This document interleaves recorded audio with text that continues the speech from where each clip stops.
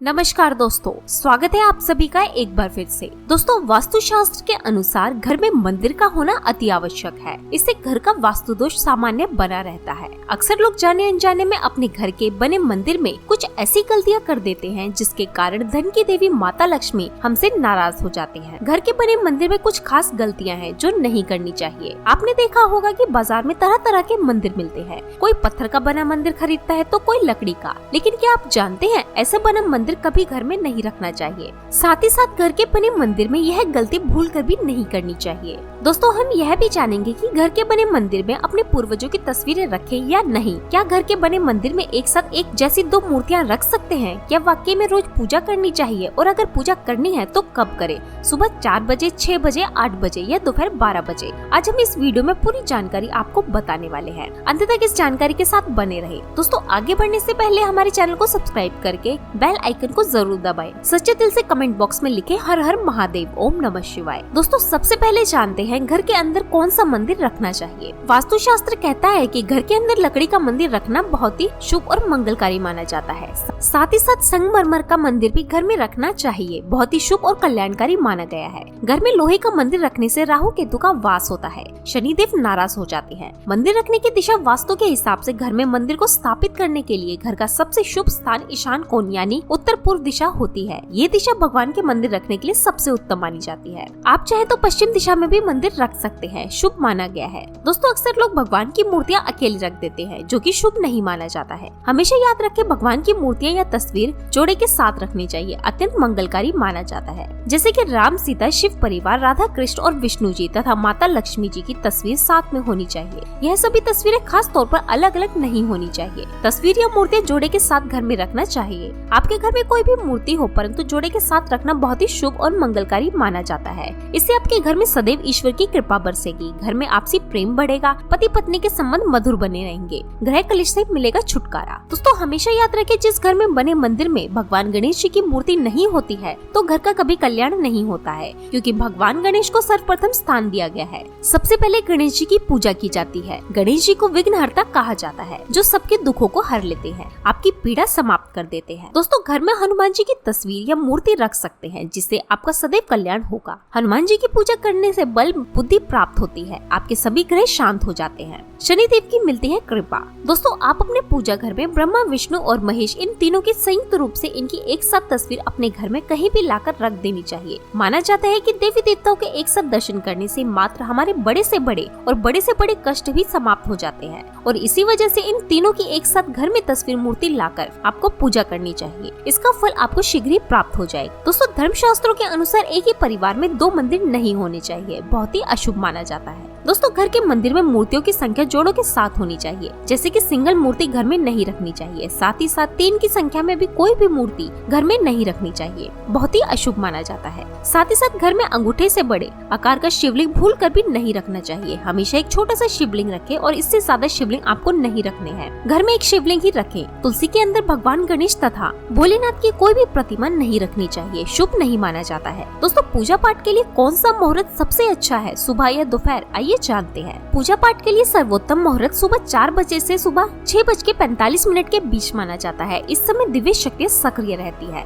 अगर आपको भगवान की असीम कृपा प्राप्त करनी है तो आप सुबह 4 बजे से 6 बजे के बीच में ही पूजा आराधना करें। इससे धन की देवी माता लक्ष्मी आपके ऊपर सदैव अपनी कृपा दृष्टि बनाए रखेंगी। इस समय पूजा करने से व्यक्ति को सच्चा धन प्राप्त होता है, क्योंकि दोपहर यानी 12 बजे के बाद पूजा करनी नहीं चाहिए। ये पूजा तांत्रिक को प्राप्त होती है। ऐसी पूजा प्रेत आत्माओं के लिए भी की जाती है, इसलिए ब्रह्म मुहूर्त में पूजा आराधना करनी चाहिए। दोस्तों, क्या वाकई में रोज पूजा पाठ करनी चाहिए? आइए जानते हैं। हमारे वेदों में बताया जाता है कि मनुष्य को अपने मन के अनुसार पूजा पाठ करनी चाहिए। पूजा पाठ करने से मन की शांति प्राप्त होती है और हमारी सभी चिंताएं समाप्त हो जाती हैं। हफ्ते में एक बार मनुष्य को मंदिर अवश्य जाना चाहिए। उपवास आदि जरूर रखना चाहिए, बहुत ही शुभ और मंगलकारी माना जाता है। दोस्तों, शास्त्रों के अनुसार हर सुहागिन महिलाओं को शुक्रवार का व्रत रखना चाहिए। इससे घर में कभी भी धन की कमी नहीं होती है, क्योंकि स्त्री को माता लक्ष्मी का रूप माना जाता है। दोस्तों, भूलकर भी आपको माँ दुर्गा की क्रोधित अवस्था की तस्वीर, महाकाल की तस्वीर या फिर महिषासुर का वध करते हुए कोई भी तस्वीर घर के अंदर नहीं लगानी चाहिए और वहीं खंडित मूर्ति गंगा में विसर्जित कर देनी चाहिए। अगर कोई फोटो फट गया है तो उसे किसी मिट्टी में दबा देना चाहिए। घर के मंदिर का कचरा गंगा में विसर्जित नहीं करना चाहिए, घोर पाप लगता है। गंगा माता क्रोधित हो जाती है। गंगा में हमेशा राख आदि या फूल आदि या भगवान की खंडित मूर्तियां विसर्जित करना चाहिए। दोस्तों, पति पत्नी के कमरे में भगवान की कोई भी प्रतिमा नहीं रखनी चाहिए, घोर पाप लगता है। साथ ही साथ बाथरूम के पास में मंदिर कभी नहीं होना चाहिए, इससे वास्तु दोष उत्पन्न होता है, जिसके कारण से घर में कलेश बढ़ते हैं और गरीबी का वास हो जाता है। पूजा पाठ करने के बाद मंदिर को लाल कपड़े से ढक देना चाहिए। दोस्तों, अगर आपको मासिक धर्म हो गया है तब आप व्रत का पालन वैसे ही करें जैसे आप करते चले आए हैं। पूजा पाठ आप किसी और से करवा सकते हैं, आपको उतना ही फल मिलेगा जितना बाकी दिनों में मिलता है। मासिक धर्म के दौरान पूजा पाठ नहीं करनी चाहिए, शुभ नहीं माना जाता है। दोस्तों, मांस मदिरा खाकर मंदिर के पास भी नहीं जाना चाहिए, इसे आप पाप के भागीदार हो सकते हैं, आपको नर्क की प्राप्ति हो सकती है। अगर आपने व्रत आदि रखा है तब ऐसे में पति पत्नी को दूरियां बनाकर रखनी चाहिए। इस समय सहवास नहीं करना चाहिए, ऐसा करने पर आपके होने वाली संतान बिगड़ैल पैदा हो सकती है तथा किन्नर पैदा हो सकती है। ग्रहण काल में मंदिर के दरवाजे बंद कर देने चाहिए। साथ ही साथ किसी भी व्यक्ति को मंदिर कक्ष में जूते चप्पल आदि लेकर कभी नहीं जाना चाहिए। झाड़ू पोछा भी नहीं रखना चाहिए, इससे उल्टा आप बर्बाद हो सकते हैं। दोस्तों, पूजा पाठ में टूटे हुए चावल इस्तेमाल नहीं करने चाहिए और वहीं सूंघे हुए फल भी भगवान को अर्पित नहीं करने चाहिए, घोर पाप लगता है। मंदिर में हमेशा तांबे के पात्र में जल भरकर रखना चाहिए, उस लोटे को कभी खाली नहीं रखना चाहिए, शुभ नहीं माना जाता है। दोस्तों, अगर आप शादीशुदा हैं तो श्रृंगार करके ही भगवान की पूजा करें। बगैर श्रृंगार के जो स्त्री पूजा करती है तब उसके पति की आयु कम हो जाती है, घर में गरीबी आ जाती है। दोस्तों, पूजा घर में माचिस और जली हुई तिलियां नहीं रखनी चाहिए, इससे घर में नकारात्मक ऊर्जा का संचार होता है। माचिस की टिप्पी आप मंदिर से हटाकर दूर रखें। दोस्तों, मंदिर में एक से ज्यादा शंख नहीं रखने चाहिए। आगे भगवान कृष्ण ने युधिष्ठिर को बताया था कि धन और संपन्नता के लिए मंदिर में 5 चीजें सदैव रखनी चाहिए। गाय का शुद्ध घी, गंगा जल और शहद तथा मंदिर में खुशबूदार फूल सदैव रखने चाहिए और मंदिर में चंदन तथा माता सरस्वती की तस्वीर अवश्य होनी चाहिए, जो कि भगवान कृष्ण ने युधिष्ठिर को बताई थी। ये चीजें दोस्तों इस बात का ध्यान रखें कि अपने घर के मंदिर में मृत परिजनों की कोई भी तस्वीर मंदिर में ना रखें, ऐसा करना शुभ नहीं माना जाता है। और अगर आप लगातार ऐसा करते हैं तो निश्चित तौर पर आपके परिवार के ऊपर पितृ दोष लगता है। दोस्तों, इसी तरह आपको भगवान भैरव तथा शनिदेव, राहु, केतु की इस प्रकार की तस्वीरें अपने घर में नहीं रखनी चाहिए। घर से बाहर आप इनकी पूजा कर सकते हैं, क्योंकि इनकी साधना तंत्र मंत्र और विशेष महत्व द्वारा की जाती है। घर के अंदर ऐसे ही पूजा